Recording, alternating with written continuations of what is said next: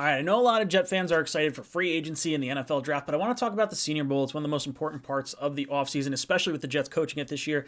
I want to take a look at the tight ends. The Jets have 5 of them. Let's take a look at where these guys could be drafted and who could provide the most value for the New York Jets. Jets,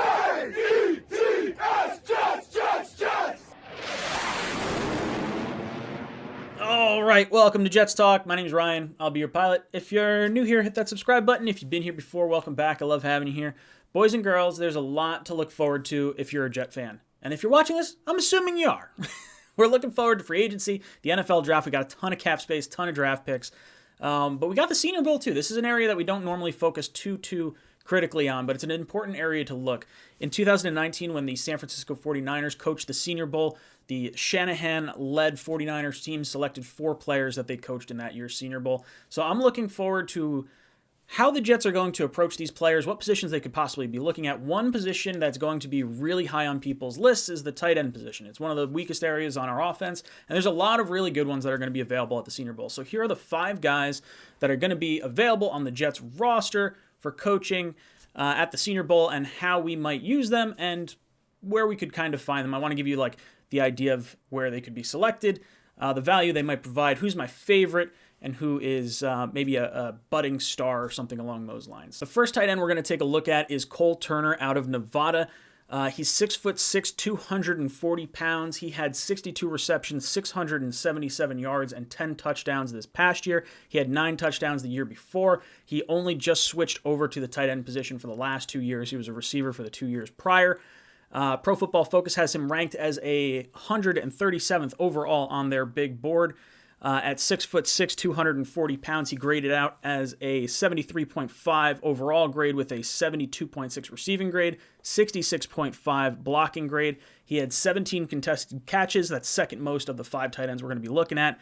And he had 3 drops. That is tied for the most of these particular tight end prospects. Now, it looks like he's projected to go right around the 4th round.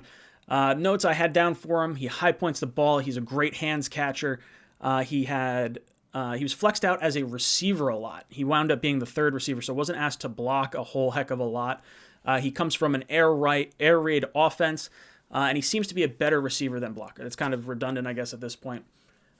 Interesting. Having him in at the 4th spot, or at the 4th round, might provide some value, especially with some really high upside, being that he's only been a tight end for 2 years. So high upside here might not be where I'd probably look, because I kind of want maybe an all-round tight end. The next tight end we're going to take a look at is Jake Ferguson, the tight end out of Wisconsin. This past year, he had 46 receptions, 450 yards, and 3 touchdowns. He's 6'4", 260 pounds. Pro Football Focus ranked him the 144th best prospect overall. Receiving-wise, he graded out 87.8, blocking grade 77.6, with an overall grade of 88.3. He's projected to go in the 3rd round. He's had over 30 receptions a year, so that's pretty decent. The scheme he was in was very run-heavy, so a lot of play action out of that offense. He excelled in the red zone. He's absolutely a good big-body target down there. He did have 5 contested catches, and he only had 1 drop throughout the season, so tied for the best in this group of guys. Incredibly smart. You could put him in motion and handle multiple responsibilities, whether it be running a route or blocking. I do think that this guy provides some nice value. I don't know if I'd go with him in the 3rd round, but I do like him a lot. I think he's provided enough stability. He seems like he's got a pretty high floor. If you're looking to maybe add a 2nd tight end, this might not be the worst way to go. The next guy we're going to be taking a look at is a hometown kid from Long Island. This is Jeremy Ruckert out of Ohio State. Pro Football Focus ranks him as the 87th overall prospect. This past year, he had 26 receptions, 309 yards, and 3 touchdowns. It is important to note that he was about like the 5th option in terms of targets for this particular offense. They definitely focus on their wide receivers in Garrett Wilson and Chris Olave, as well as their running back, so he's definitely not getting a lion's share of the target. So this is a very high upside type pick. He's 6'5", 250 pounds. Like I said, Pro Football Focus ranked him the 87th overall prospect. He had a receiving grade of 55.4, a blocking grade of 68.3, and an overall grade of 59.4. More so than likely, this grade is reflecting the fact that they did not use him nearly as much. At least I would think. He seems like a pretty athletic guy from all the stuff I've been watching on him. He did have 5 contested catches and 1 drop, so he's tied for the best in terms of drops on the season. But again, he did not have as many targets as some of these other guys. He's going to be a big red zone target for sure at 6'5". Should be nice. I think with more focus on him, I think he should absolutely provide a better value than what he provided out of Ohio State. I don't think what you've seen from him is his floor or his ceiling yet. And he's a local kid. His dad's trying to get him on the get the Jets to sign him, tweeting out things. I really like it. I think this is cool. I always like when you can bring in someone who was a Jet fan. You saw a picture of him with the Jets logo inked on his cheek. I think that's really cool. But you also got to keep in mind, you want to make sure you draft a player that is also a good player, not just a Jets fan. That's how we wound up with Greg Van Roten. We want to make sure you're getting a good player. But Jeremy Ruckert definitely has upside. The next guy I want to take a look at provides the best value based on where people think he's going to get drafted. And for me, that's Charlie Kolar. He's out of Iowa State. He's 6'6", 260 pounds. He is Pro Football Focus's 141st overall prospect on their big board. He's projected to go in the 4th round right now. Receiving-wise, I believe he had the 2nd highest receiving grade of all the people we looked at. I could be wrong. Might be 2nd. Or might be 3rd.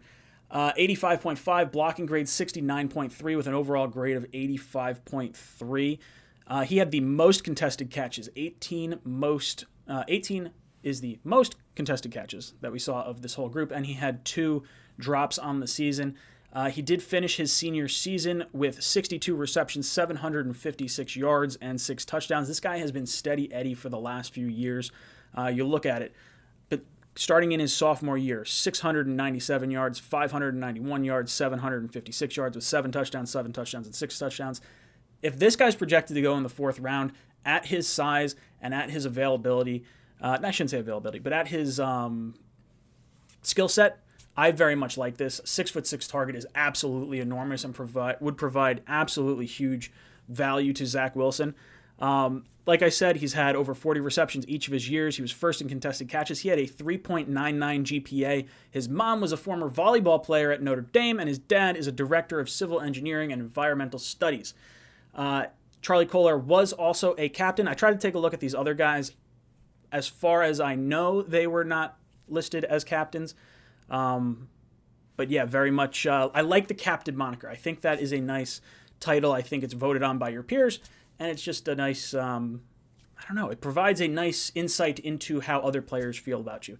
So Charlie Kolar, I like him a lot. I think he would be providing the best value of all the tight ends here, especially if you can wind up getting him in the 4th round. I think he provides an excellent upside. The next guy we're going to take a look at is easily the household name that everyone's looking at the Jets taking at the top end of the 2nd round, and that's Trey McBride out of Colorado State. He is 6'5", 244 pounds. He was graded as the 62nd overall prospect by Pro Football Focus. Like I said, he's projected to be a 2nd-round grade. Receiving grade, easily the best in this class at 95. Blocking grade, not too shabby either at 69.1 for an overall grade of 94.7. This guy was absolutely featured this past year. He had 90 receptions, 1,121 yards, and 1 touchdown. Now, this is probably a guy that you may have seen his ceiling for, but you know it's an elite caliber ceiling. It's a very, very high ceiling for him. He winds up with 17 contested catches. That is the 2nd most of any of the prospects that we're looking at here. He did have 3 drops, so that was the most of any of the tight ends in this class, but I think he also had the most targets. So keep that in mind. When you have a lot of targets, you're going to have, percentage-wise, more drops. Primary target, high points the ball, catches away from his frame, and has versatility as a Y, F, H, fullback, and as a special teams player. Ideally, you bring in Trey McBride. This is definitely the guy I would think most people would want in the 2nd round. Bring him in, bring in someone in free agency as well. Now you've totally revamped the tight end position. Overall, these 5 prospects, I think, provide tremendous value depending on what round you're looking to take them in. You want to go 3rd round, 2nd round, 4th round. There's going to be options all across the board, and the Jets have some really nice insight thanks to coaching the Senior Bowl. So guys, let me know who your prospects are that you like of this tight end group. Who do you want the most? Who do you want the least? Let me know in the comments down below. And as always, go Jets.